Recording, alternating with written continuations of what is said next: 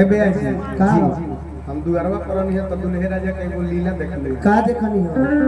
अब तब आज तक तिलक नु हां हां अब दरात नहीं है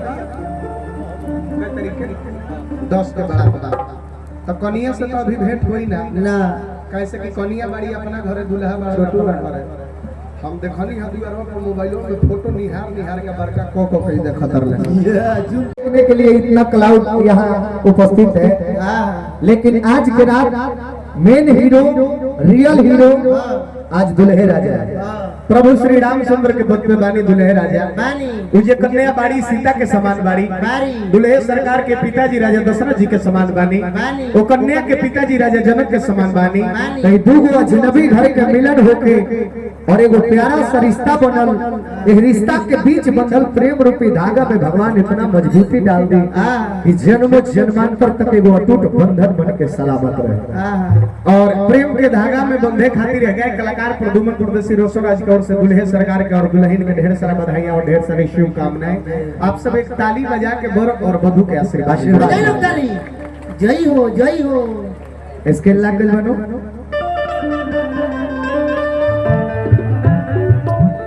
बोलो बोली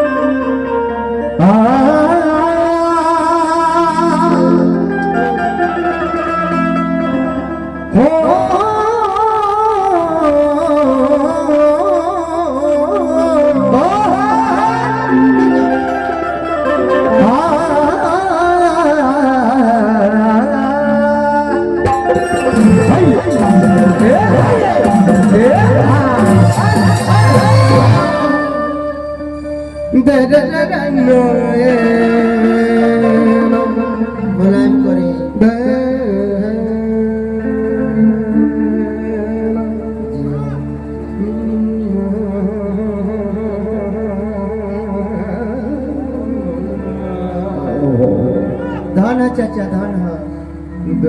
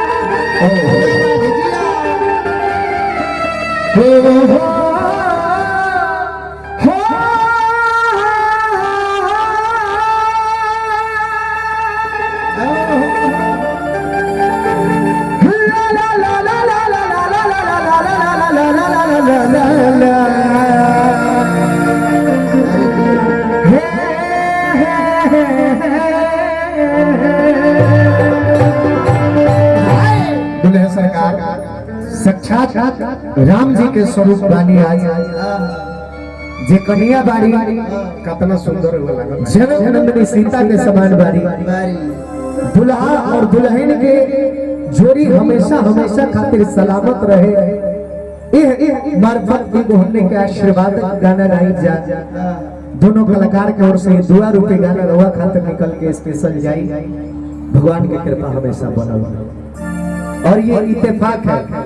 ये जो जोड़ियां बन के आती है ये हम लोग नहीं बनाते लाख ढूंढ ले लाख कोशिश कर ले लेकिन वही शादी होगा जहां भगवान का मर्जी हो क्या होगा वो जोड़ी बना के वो भेजते हैं तो कैसा भी जोड़ी लगता कैसा अरे भले बारे मुरुति भगवान माटी छीन के अरे बना रहा भले बारे मुरुति अरे भगवान माटी छीन के अरे तो सलामत रहे जोड़ी दुल्हा दुल्हन के सलामत रहे जोड़ी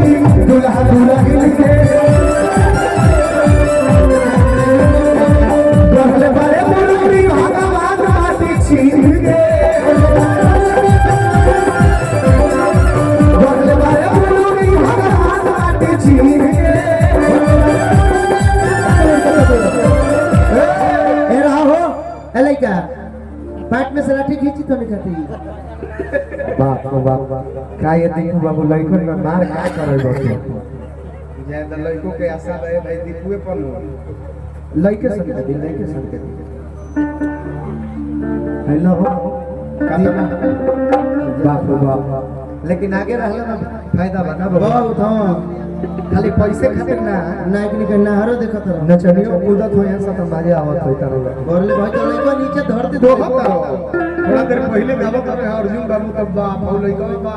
जब कूदल ये लहंगा उठा के तो नीचे मुड़ी एकदम ढुका देल खरे भाई देखो तरह के मैच पहले बारी सकी ना सेटिंग्स में बहुत तार दिमाग में लोग का आगे जी बस अरे गढ़ले बारे मोरोती अरे भगवान माटी छीन के अरे त सलामत रहे जोड़ी दुल्हा रहिल के सलामत रहे जोड़ी दुल्हा रहिल के दुल्हेगा दुल्हेगा दुल्हेगा से सुहाना लगता है दुल्हेगा से सुहाना लगता है दुल्हन का वो दिल दीवाना लगता है दुल्हेगा से सुहाना लगता है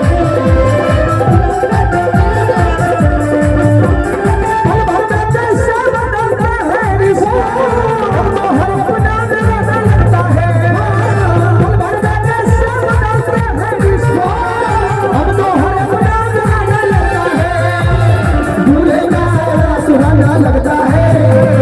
दुल्हन का दिल दीवाना लगता है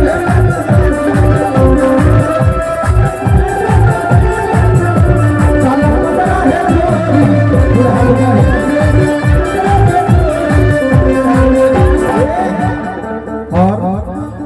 दुल्हे राजा ये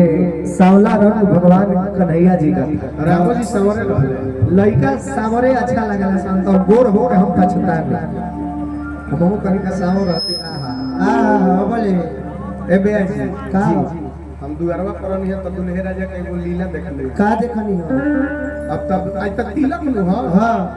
अब दरात रही है मैं तरीके 10 के बराबर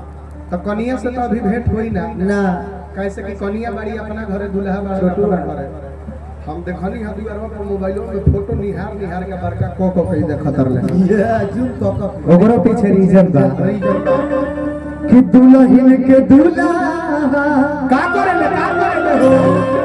अरे बिहार से घरी घरी अरे स्वर्ग से आइल बारी इंद्र पे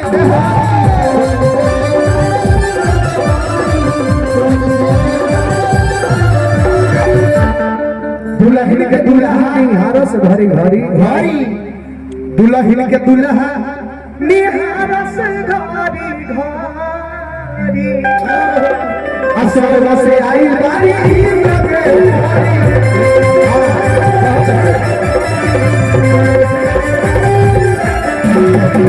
शादी से खाली दुल्हे राजा के खुशी थोड़े होए तो के को हमरा बुझाता कि एगो जे लड़का के शादी होला तो महतारी से बढ़ के खुशी केहू के ना होला सही बात उतना एक्साइटमेंट वो माता पिता जो बचपन से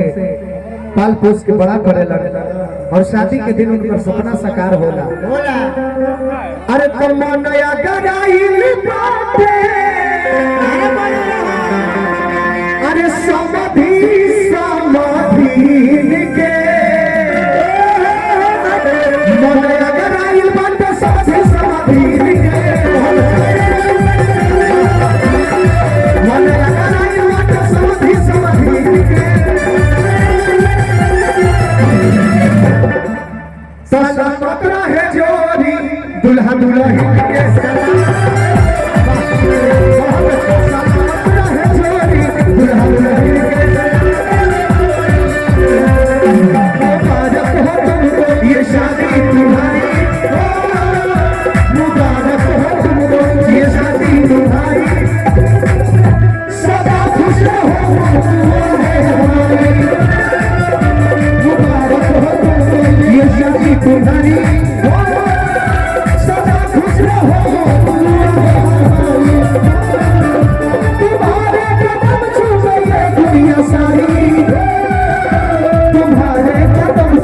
ये दुनिया सारी सदा खुश रहो दुआ है हमारी। ये सलाम है